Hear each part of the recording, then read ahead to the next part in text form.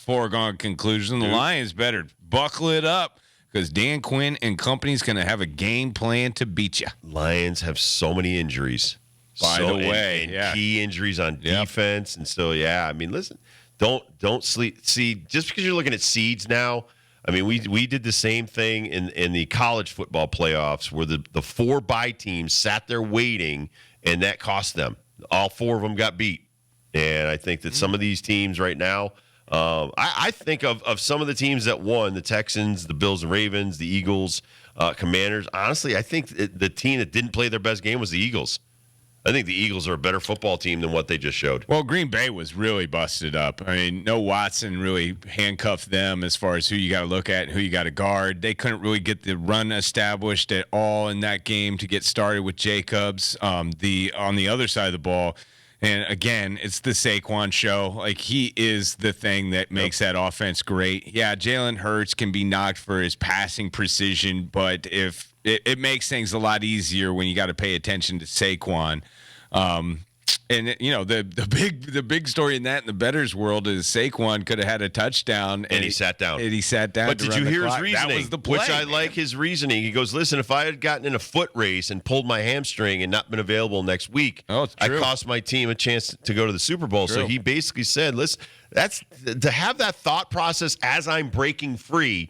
I'm going, I don't want to do a 50-yard foot race, and that's one of the reasons he sat down. And he's also a class act. He didn't want to rub it in their face, but he was thinking to next week on the end of that play. And the clock is more of a defender than anything else when you got a 2-possession lead, and that it's a tournament, man. You want to survive and advance. You don't want to have a 500-yard output in the wild card weekend and then get to the next week and don't win.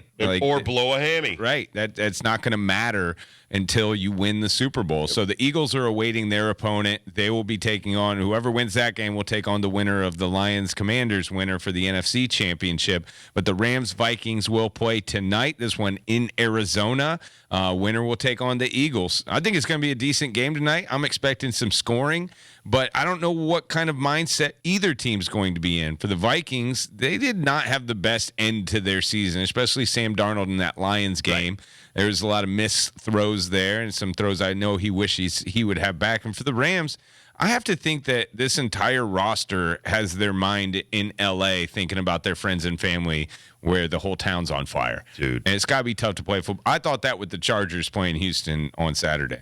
Worst fire in history in that area, and I lived through a bunch of them that were nasty where those canyons burn up and Malibu burned up and San Diego lost thousands of homes. It's devastating, but like you said, thinking of your family, maybe their home, they had to move out. There's still 100,000 people in evacuation notice, meaning get the hell away from here. It's like go take a hotel 2 hours away, that kind of stuff. So if your family or wherever your family was renting or has a house or things like that, you've got other things on your mind. Maybe the distraction is the football game for some of them. Maybe the distraction of your family not being able to attend stuff. But I also think Arizona, having that Chargers game and now the Rams game in there, kudos to them. Because did you see how they had to wheel in a new field? I mean, the stuff that they're doing is pretty impressive to put on these football games. But yeah, at the end of the day, man, if the Rams get beat, I can't say enough about having to play under that kind of duress. For them to even be here, man, I didn't expect them to be in this position. I didn't expect them to be a division winner. With all the injuries they started the season with, the best receivers being in and out, tip of the cap to the job McVay. Stafford's done, like that whole squad, those rookie, almost call them freshmen, the rookie defense players that they have just right out of the draft into the lineup. It's been a great job by the Rams to really play above their skis, and it's not over. They could beat the Vikings, right? And heck, man, they could go on a run. I could not be surprised if they beat the Eagles and even made it to the Super Bowl. On the other side, for the AFC, the Chiefs know their opponent, the Texans now.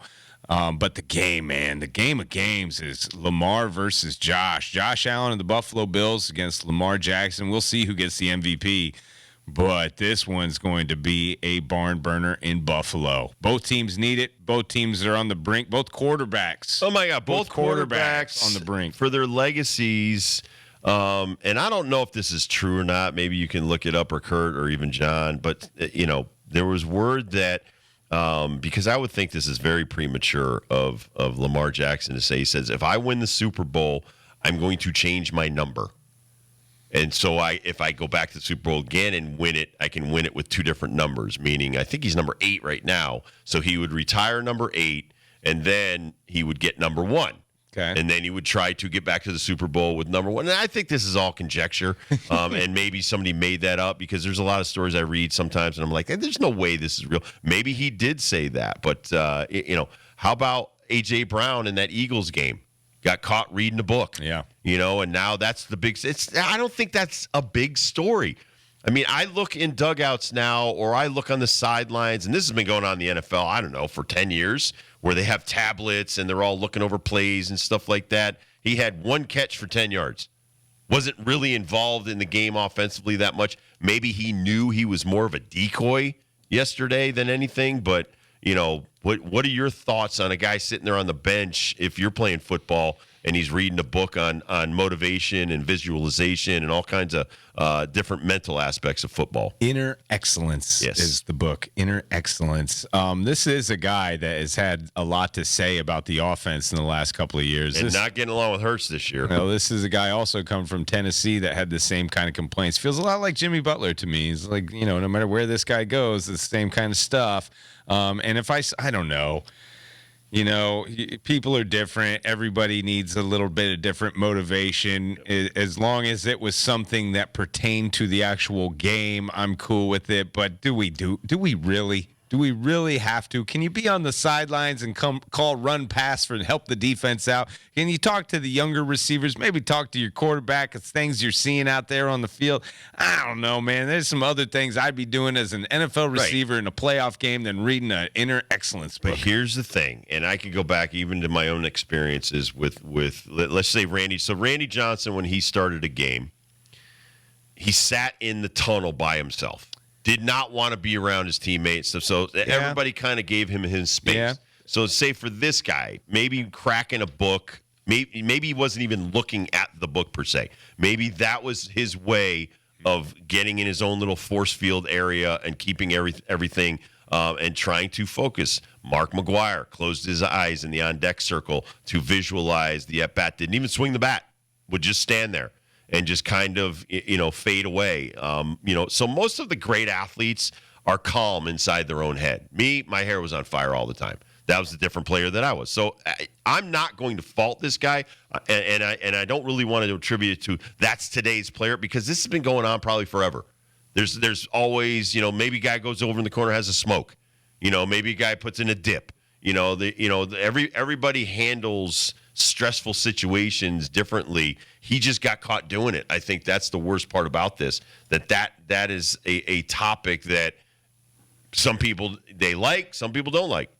So when was that game? That was the second game of the afternoon, right? Yeah. So I'm guessing the book was read around 5 o'clock in the afternoon, right? Maybe 6 o'clock in the afternoon. How's that doing now sales-wise? So far, Inner Excellence that has hit now Jim Murphy's book, written by Jim Murphy, trying to help you focus and be the best you can be. Number 1 on Amazon right now as of last night. It was before only reviewed 357 times. Now the most popular book reviewed on Amazon as of last night. Train your mind for extraordinary. There you go. What advertising? Maybe we could use this. I mean, honestly, I'm going to get this book. Before the game, it was ranked 523,497th. Now it's number 1. My number 1 tip for success. Stuart Sink, British Open champion, has a chapter in there. No way! There you go. It's cred, man. It's credible. Listen. I know that during my day, Tony Robbins was a big thinker. Oh, yeah. And it's about empowerment and using your brain. And I think sports are 95% stupid brain, mind over matter. I tried that mind over matter thing, and I knew it wouldn't work. here's the thing. You can't throw the ball to yourself. You know what? I mean, Jalen Hurts has to throw the ball to you before you can do any kind of inner excellence. One reception, one target. I love that joke Kurt always throws. It's one of my favorites.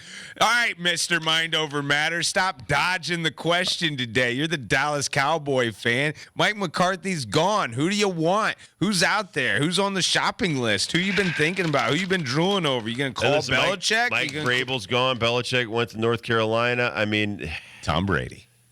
No, Tom Brady's part owner of the Raiders. You have to sell his stake in the Raiders. Oh, man.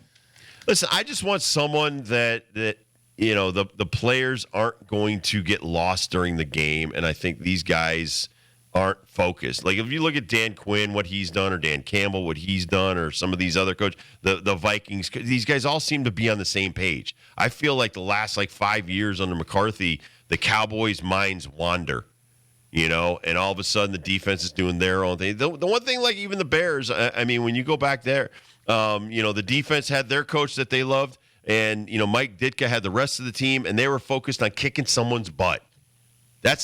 We should all be focused on one thing, and that's winning the game and beating the other team. And I think that the Cowboys in the middle of the game, CeeDee Lamb's going one way and Micah Parsons is going another. Dak's upset. If I'm Dak Prescott, and I know you're injured, I'm down there with my guys. In my brain, as if I'm a coach, I'm like, listen, dude, sit on the bench with your guys. Be accessible to you know, the backup quarterback and your offense, and help them when they're stressed. You know, and wear the headset. He's wearing a headset up in the booth. You can wear the headset on the sideline. You can wear the headset on the sideline. So to me, leadership is about not just being in the building. It's like being next to your guys. And I just think that, listen, Mike McCarthy's a good guy. I just don't think he's a great head coach. We need a great head coach. I got a short list for you. Go ahead. I don't think you're going to like any of them. John Gruden. Hell no. John Gruden's going to be out there, man. No. John Gruden's going to be out there. Nah, he's that was too much about John Gruden. That was John Gruden. Bottom of the list. Lane Kiffin. I like Lane Kiffin. Lane Kiffin. I don't know how much money Ole Miss is throwing at him, and I'm sure it's a lot, but right. I know Jerry's got more. Number one on the list, Deion. No. No? You don't want that? Are you sure you don't want that? You forgot a guy that's available. Nick Saban. We tried this, Rob, in Atlanta or in Miami, and it didn't work. Was it Atlanta? Was it both? I think it was Atlanta. Was it both? I know it was Miami. I know he was in Miami. I'm just saying he's available. No, I want younger. I'd like maybe somebody coming out of college that, you know, but I think Deion's locked into Colorado. I don't think he wants to go to Dallas. You know, I thought he wanted to go to the Giants, but the Giants kept Dybul. So I mean, it would be a package deal. If you got Shador, you would get no. The dad. You just gave $180 million to Dak. You can't get out from underneath that. That's a good point, right? You know, I don't think Shador's going to go there. It was a short list. It was a short list. Lane Kiffin may have been the best option. But listen, that's above my pay grade. Jerry is the guy that wants to be the GM. Jerry's got to stop picking like the easy guys that he can control. Jimmy Johnson went against him. Bill Parcells went against him. He didn't like that. He doesn't like somebody that's not going to agree with everything. That has not worked for Dallas since the 90s. Well, Ben Johnson might be the top of the list for Dallas and a lot of people. But the other thing now for Dallas, now that they're in this mix because of McCarthy in the news today, the clock has started, and they're up against it with everyone else. So they need to, just like Vrabel. I mean, I was nervous for Patriots because I thought they weren't going to get Vrabel because he was doing all these other interviews. And that, to me, would be a nerve-wracking thing if I was Kraft and I wanted Vrabel and he's out there talking. And even if I had some kind of confirmation from him, I would still be nervous letting him go talk to other people. So, like, that's a tough thing, too, because, a lot of these guys are still – a lot of the OCs, DCs that might get head coaching jobs are still with their teams in the playoffs. So you got to wait for that a little bit. Really, before you could pull the trigger, before they would probably commit. It wouldn't be the team's decision. It would probably be the person's decision. But the list is not long. And like I said at the beginning, it's going to have to be somebody That is not a Super Bowl champ. That is not a national champ. Unless you talk to Belichick or Saban and get them to come out of retirement, or I guess Belichick go back to the NFL, then the list is full of guys that have not proven it yet, and he's going to have to roll the dice on one of them. Yeah, I mean, listen, I like the Ben Johnson one that you said. Someone's got it out there, Cliff Kingsbury. Yeah, he was going to be on my short list. I literally crossed him off. Baltimore Ravens OC Monken. I mean, he's out there. So, I mean, but in my mind, I'd rather have an established head coach that knows how to delegate authority. You've got 20 other coaches, or 16 to 18, whatever it is. So you've got to delegate authority. You know, and there's a lot of these guys out there that are good coordinators, defense, offensive coordinators. Are you good at being a head coach? That's what scares me. And you look at a lot of these guys that get their first head coaching. So this is the second time for Dan Quinn, you know, and you see, or Todd Bowles, and their first go-round didn't go so well. The second time around has gone better. And so I think maybe a guy that this would be their second chance at being an NFL head coach. How about a guy that knows the organization, that knows a lot of the players, and that is on a team that's in the playoffs right now? What about that Kellen Moore guy? Hell no. Nope. I just wanted your reaction on that. Although he has done a great job for the Eagles. There's a lot of people throwing his name out there today. I know. USA Today's got a story. Kellen Moore could be the replacement. We'll see. I'm sure some other candidates will surface in the near future. We'll take a quick break. We'll come back and do Dibbles and Bits.